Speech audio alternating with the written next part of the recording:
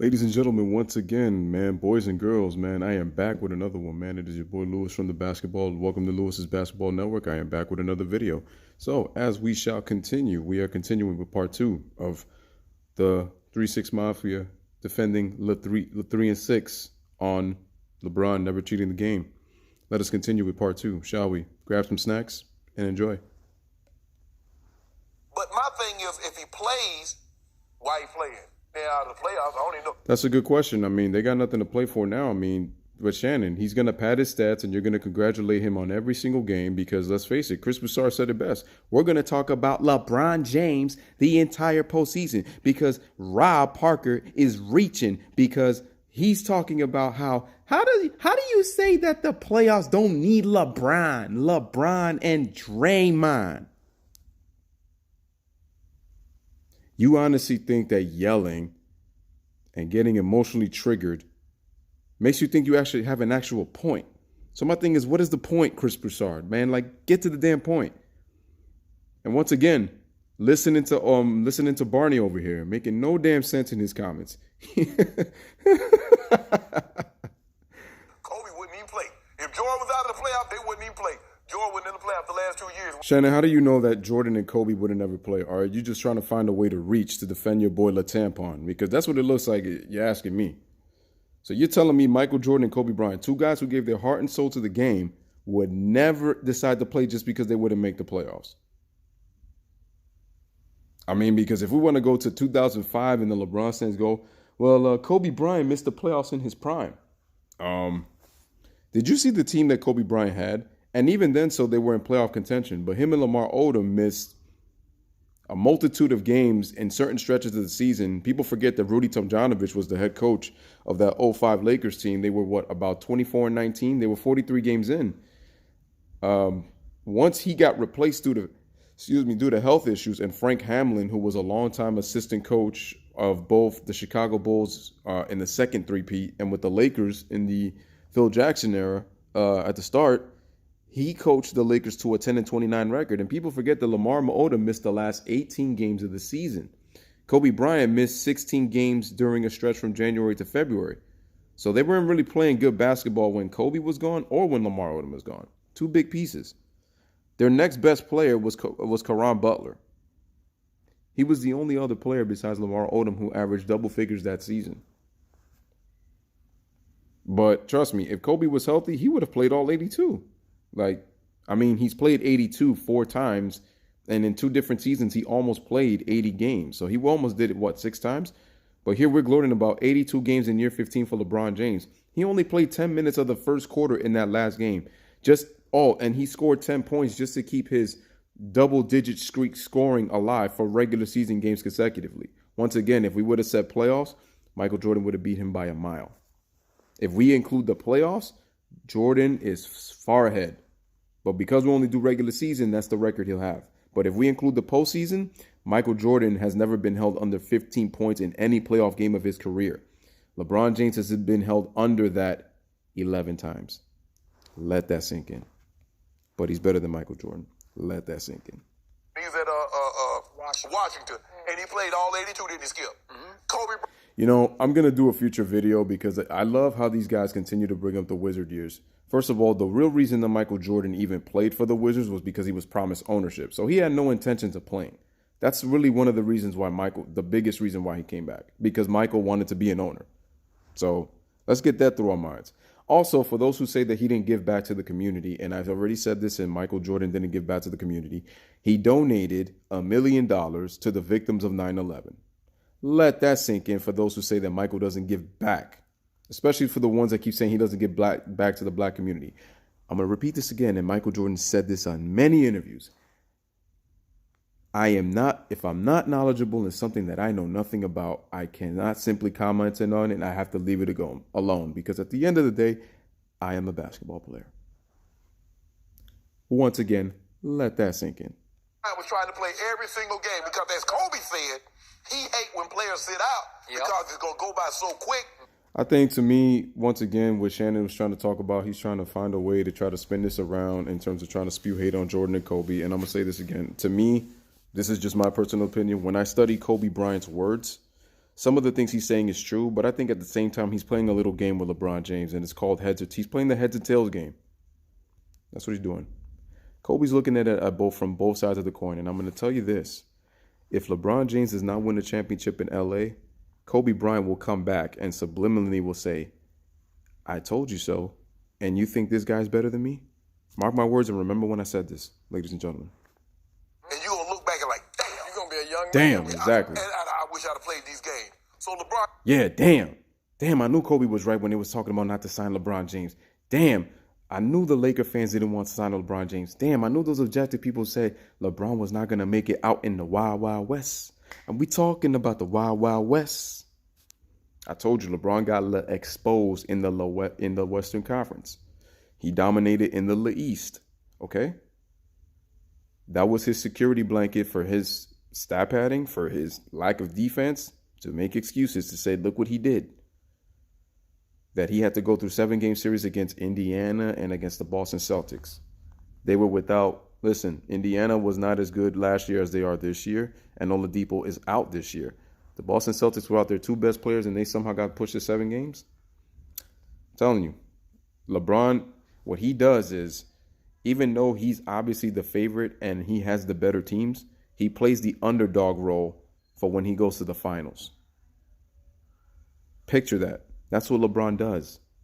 That's the picture he paints. He's like, I know I have the best team in the conference, but I'm going to play the underdog role when I go against the NBA Finals. That means your competition was pretty weak. Keep on. Should set the example of what a professional. The only example that LeBron has set, Shannon Sharp, is how unprofessional he really is and how narcissistic he is, and he only cares about himself. That's the only example he says. He's not a guy who's about team camaraderie. He's not about chemistry. Well, he better, and you going on Twitter and Instagram making promises to Laker fans, if you don't get it done at least look at this. They went from possibly winning a championship to going deep into the playoffs to fighting for a playoff spot to now our goal is to make the playoffs. So I'm going to ask you again, is he really there for a championship? Who knows? Who knows? Because until he proves me wrong, right now I'm going to say I don't think so. There's a difference between being a pro and a professional. A professional is your occupation. A pro is how you handle your business. Really? And this man handles his business. So he handles his business by you watching him in the bathroom. Is that it? Because you're pretty much sure you know how he handles his business. You handle your business by wearing his PJs. You handle your business by putting bed sheets of a man on your damn bed. That's how you handle your business. Ain't nobody want to know what you do with your business after that. You keep that to yourself and keep it to yourself, honestly. In the utmost, in the most professional way we know how. I'm speaking. What is that profession, Shannon Sharp? Man, please explain. Or better yet, don't explain. Directly to you. I see that. So, after that Yes, Skip? big spill of unobjective idolatry from across the table. Unobjective idolatry. I think I'm going to use that now from now on. Unobjective idolatry. That's the definition of the 3-6 mafia. That's a perfect set phrase to use. Unobjective idolatry. I like that, Skip. I like that. UI. Idolatry. Shannon out here bull jobbing. Look, you know what? I'm not going to pile on today. Really? Not, because LeBron I'm James shocked. has never been through this in his life. Look at Shannon with that Barney smile. What? Stupid ass. This is a first for him to have to. It's humiliating for him. Oh, yeah. I think there's some shame attached because for whatever reasons, and there are lots of valid excuses to this, lots of injuries, including his. I don't necessarily think valid excuses. No, Skip, I disagree with you on that one. That's your opinion. But you media heads do this all the time. You guys are prisoners of the moment. You guys do this all the time. What you're trying to do is you keep trying to pass by one over the objective heads that actually really know the game of basketball. And I'm going to say this right now. You don't have to be a professional athlete to understand a sport. If you watch the sport, if you really study the sport, it means you're a student of the game. You don't have to play it to understand it. If you can analyze it, from a tactical perspective, it means you really understand the game. You can understand it. You don't have to play. I think when you play, you understand it even more when you analyze it because you see things differently that you probably didn't see when you played. And then you could bring that experience, to media, to mainstream, to broadcasting. It's a bit different when you're an analyst or an insider. But the only thing is that if you're going to be an analyst, you got to show objectiveness. And I've seen announcers, I've seen broadcasters, color commentators, play-by-play men who have strictly show their bias and they don't really show respect to these other players. I've seen it. Just take a look at Cleveland when LeBron played. Those two morons, Austin Carr and I forgot the other guy's name, for something, they are strictly biased when it comes to their team. I would literally not want to play or even listen to them talk. It's ridiculous. Maybe they sound good. Maybe sometimes, again, they may be good, again, for the people of Cleveland. Just to me, my thing is that it's cool if you're a fan of your team. I just don't like the bias. Like, be respectful of the other players in the game. Because as Gil Miller said, they are not our enemies. They are our competition. Stay woke. He's having to play out a string of a team that's way out of the playoffs. They aren't even fighting. For those times when you think Commercial. you're ready, Advertising. and now you're late. Barely, they're not even barely alive for 8. They're fighting not to finish second to last is where they're heading. So is he overreacting to this? Is he trying to say, remember, I'm still LeBron James? He is. And I give you all those points. You were eloquent in all of the points you made. There are a lot of things that are indefensible in his career, but he has played lots of minutes, and he plays hard. The last... I question about the hard stuff. LeBron chooses to play a lot of minutes. I mean, he said in many interviews, and if you guys pay attention in games, I've even heard him in NBA Finals games, man, I only know one pace to play. That tells me that he's too naive and he's too controlling and he's too egotistical to want to understand what it takes to actually learn and to be coachable. That's what that tells me. Because how is it that Steph Curry can get all of his numbers and rest in the fourth quarter when he doesn't need to be out there, especially when his team is up? I don't care if you have a bad team or a good team. Let's say that you have a bad team, whether it's a regular season or a playoff game, and you're winning by 30 and you've already scored, you've already got your numbers. What's the point of still being out there? Because you're going to say it's possible that a team could come back. Listen, it's rare, okay, that teams come back. The only way that it happens is you keep your foot off the gas pedal and these guys start to make baskets. You stop defending. You stop putting your foot on the gas pedal. You start to get complacent. And once that shows, then it's a level of concern that you have to bring your star players to close out the game if the bench can't handle the job, from the first guy to the last guy on the bench. It's just the way it is.